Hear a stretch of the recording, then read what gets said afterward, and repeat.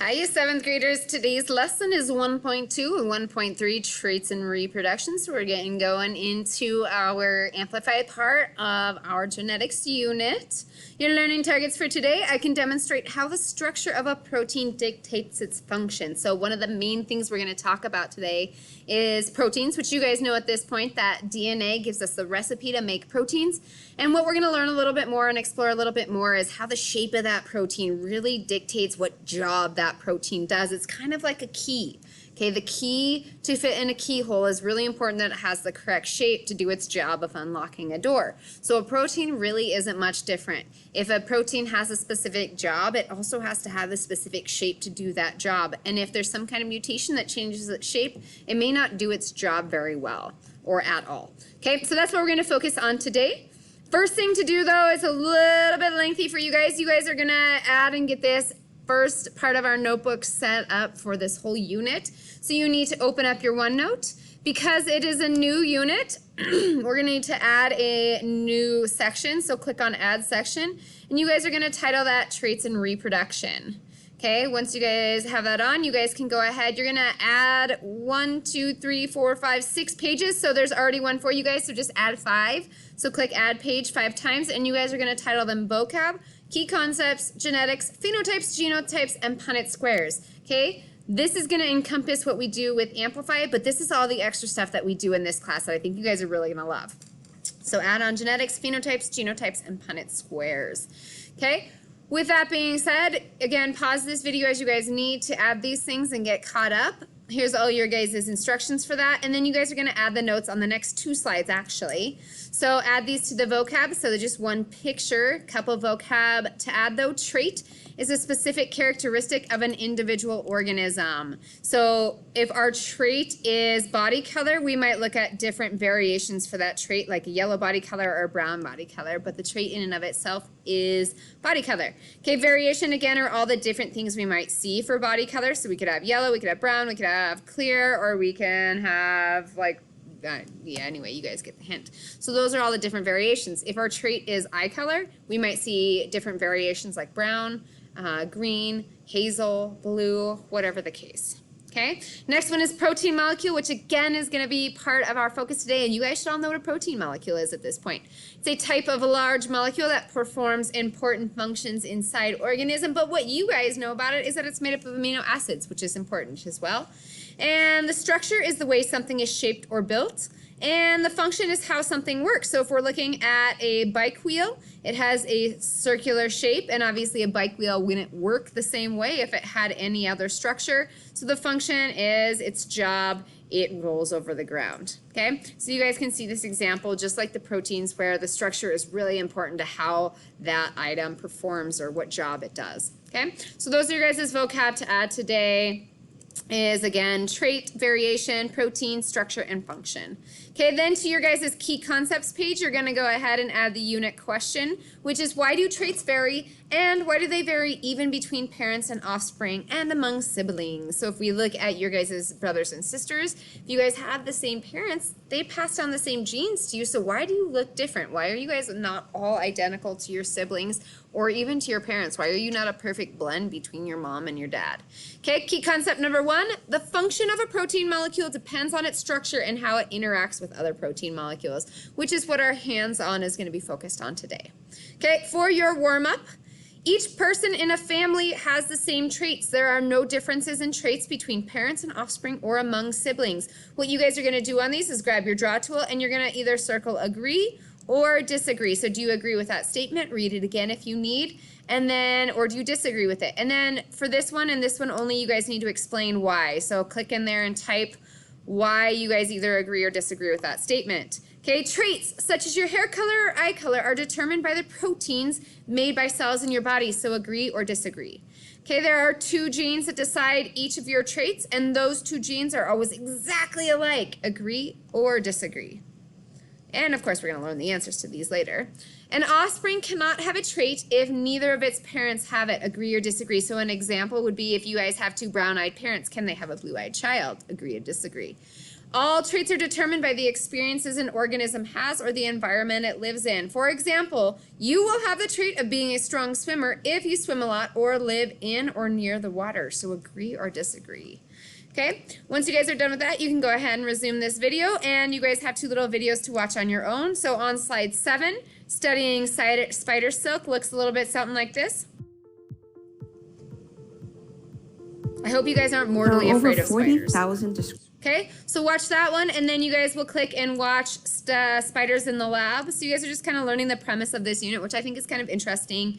I think spiders are kind of cool. I don't necessarily want them crawling on my face when I'm sleeping, but they don't scare me. They are really unique animals, though. And how about the spider? So read about a little bit about spider silk, as that's going to be kind of our main focus in our hands-on today. So once you guys have watched both of those videos, again, we'll move on.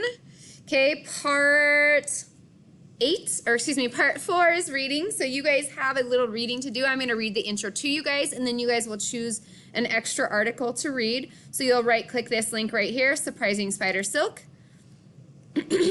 Different silks for different functions. So this is kind of us focusing in on that proteins and how proteins have different shapes and therefore different functions. Spider silk is no different. It's actually made out of protein. Deep inside the body of a spider, specialized cells produce protein molecules that are much longer than ordinary protein molecules. We can actually see these. These long protein molecules connect to form an amazing material, spider silk.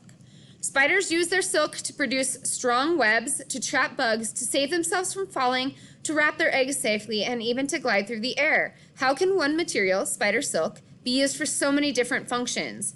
Different uses for spider silk are possible because not all spider silk is the same. There are many variations or differences in spider silk. This is because there are different features of spider silk, such as strength, stickiness, stretchiness, and color. For each of these features, there are several possible traits. For example, for this feature of silk color, a spider might have the trait of making gray, white, or even golden colored silk. Spiders have different traits for each feature because of differences in the protein molecules that make up the silk. The cells of different spiders can make different kinds of protein molecules, and these molecules combine to make different kinds of silk. This means that the kind of protein molecules a spider makes for a feature determines its trait for that feature. The spider pictured above makes specific protein molecules for the silk color feature. These protein molecules result in golden colored spider silk. To learn more about some amazing spider silks and the proteins that make them that way, read one or more of the chapters that follow. Of course, you guys only get to, well, you can read more if you want, but you only have to choose one. So if you click up here on the table of contents, you guys will notice we have 4 different options. Spider silk for gliding through the air. Okay, that talks about animals, or spiders, not animals, that can travel a long distance and kind of basically move based on how they spin their spider silk. Okay, spider silk for spitting at prey. You guys get to learn about spiders that might even have venomous silk, which is kind of cool. Spider silk for living underwater. These kind of produce a silk that traps air bubbles so they can go live underwater and breathe out of their little air bubbles. That's really cool. And spider silk for supersized webs. I'm talking webs that span across the Amazon, which is quite a wide distance for one little spider to be able to span. So choose one of those articles to read. Circle which one that you guys chose to read there. And then once you guys are done with that, we'll go ahead and move on to our last activity, which is our hands-on activity and looking at how protein molecules have different structures and therefore different functions. All right, so what you guys have in this little lab today is you guys are going to look at 3 different proteins. So here's protein number 1 is actually this protein that has 2 connectors. Each of these connectors allow it to connect to one other protein molecule to form a long chain. Okay, so there's protein number 1. Okay, protein number 2 only has one of those connectors, so it can connect to one other, but it only has one place of connection. And last but not least, protein number 3 has no connectors whatsoever. Okay, so what we see is, if I move on to the next slide, each protein molecule connects to more protein molecules to form a silk strand. Which type of protein molecule do you think will be the most flexible? Protein 1 with the 2 connectors, protein 2, or protein 3 with no connectors? Okay, and explain your answer. So circle your prediction, and then what you guys are going to do is draw what you think they might look like. So if we're looking at protein 1, it's going to connect to other molecules, so they're going to kind of overlap. Okay, because protein 1 has 2 connectors, we'll be able to say, all right, it connects to this next protein in 2 spots. This one connects to its next protein in 2 spots, and so on and so forth. So you guys are going to go ahead. I already kind of drew one for you guys. You guys are going to draw protein 2 and protein 3, and then make a prediction. Which do you think is going to be the most flexible? So be able to bend the most. Okay, if we're trying to be a spider that has really flexible silk for whatever survival reason, okay, which type of protein do you think it's going to want to produce? So circle either protein 1, protein 2, or protein 3, and then explain your answer right there. Okay, what you guys are actually going to do, for those of you working at home, you're just going to have to go off by what I have, but those of us in class are going to be taking and connecting those proteins together. So I have a couple examples for you guys. So let's take a look at protein number 1 together. So this is kind of what we build together. So this is protein number 1. I connected it in, it's 2 different spots. Oh no, I broke it.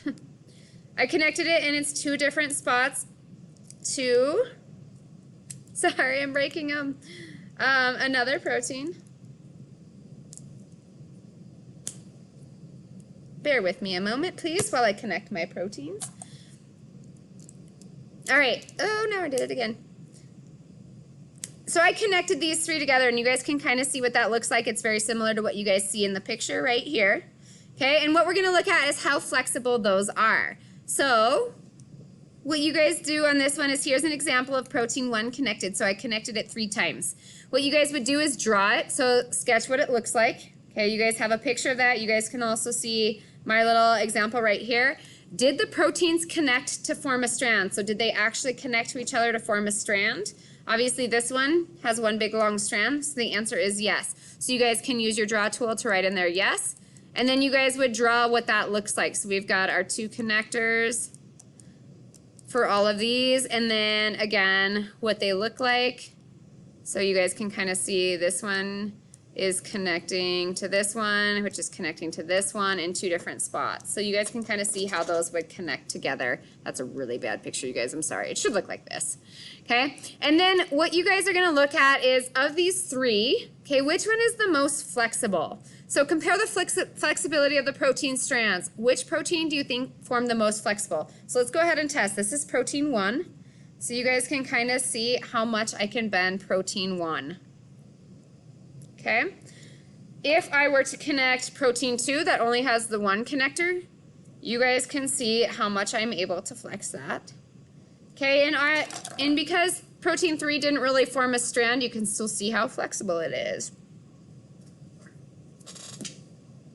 Sorry, I'm a nerd. All right, so you guys will go ahead and say, all right, compare the flexibility of the protein strands. Which protein do you think formed the most flexible strand? Protein 1, protein 2, or protein 3, and then explain your answer there. Okay, that's the end of your hands-on for today, so not really a ton for you guys at home. You guys can go ahead and do your wrap-up. Do you have any questions? Circle yes or no. If you do, type them below. And then 4, 3, 2, 1, how do you think you did? Okay, holly jolly good work today. Now hand it in. I hope you guys are having a great day. Bye.